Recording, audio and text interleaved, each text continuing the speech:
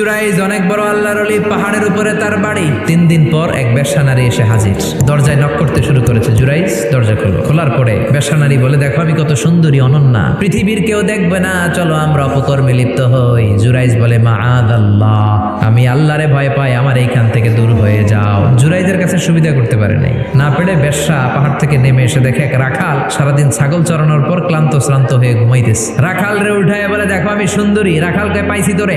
রাখাল রাজি হয়ে গেছে। বেশ্যার রাখাল মিলে জিনা ব্যভিচার করেছে, অপকর্মে লিপ্ত হয়েছে। তাদের এই অবৈধ সম্পর্কের ফলে বেশ্যার পেটের ভেতরে বাচ্চা দিয়ে দিছে কি?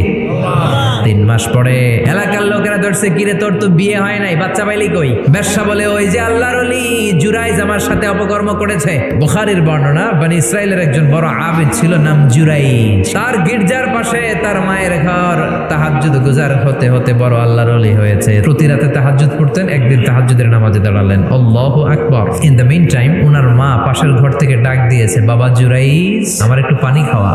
জুরাইজ মনে মনে ভাবে, হায় হায়, আমি তো নামাজে দাঁড়ানো। মনে মনে ভাবলো, নামাজটা শেষ করে নেই, তারপরে মায়ের কাছে যাই। কিছুক্ষণ পরে আবার মা ডেকে ওঠে জুরাইজ। জুরাইজ মনে মনে ভাবে, এই তো নামাজ শেষ, এখনই যাবো, এখনই আমার জনম দুঃখনি মারে পানি খাওয়াবো।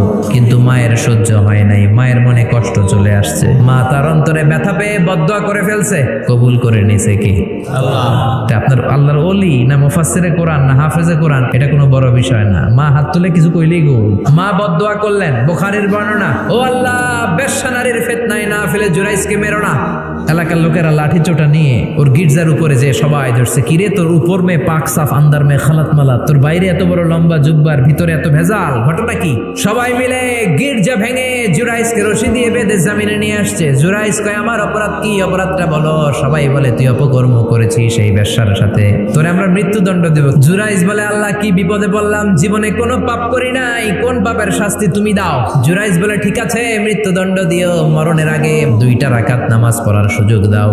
জুরাইজ 2 রাকাত নামাজ পড়ে চোখের পানি ছেড়ে দিয়ে আল্লাহর ডেকে বলে, মাবুদ রে, আমি বেশ্যার পেটের বাচ্চারে একটা প্রশ্ন করব, তুমি যদি আল্লাহ এক হও, বেশ্যার পেটের বাচ্চার মুখের জবান খুলে দিবা। এবার জুরাইজ বেশ্যার পেটের বাচ্চার দিকে ইঙ্গিত করে ডেকে বলে, ও পেটের বাচ্চা, তোমার রব যদি আল্লাহ হয়, তোমারে আমি প্রশ্ন করব, তুমি সবাইকে জানিয়ে দাও তোমার বাবাকে। কি আজীব তামাশা, সব মানুষকে তাজ্জুব করে। বেশ্যার পেটের ভেতর থেকে ছোট্ট বাচ্চা আওয়াজ করে বলল, আপনি আমার বাবা নন। ওই যে সিপার মধ্যে দাঁড়ায় আছে রাখাল, ওই রাখাল হলো আমার বাবা। এজন্য আল্লাহ বললেন, খবরদার, মাতা পিতার খেদমত করবা, মাতা পিতার সাথে ইহসান করবা, তাদের কাছ থেকে দোয়া নিবা, কারণ মা বাবা তোমাদের জন্য যে কষ্ট সহ্য করেছে, সারা জীবন খেদমত করলেও সুদ আদায় হবে।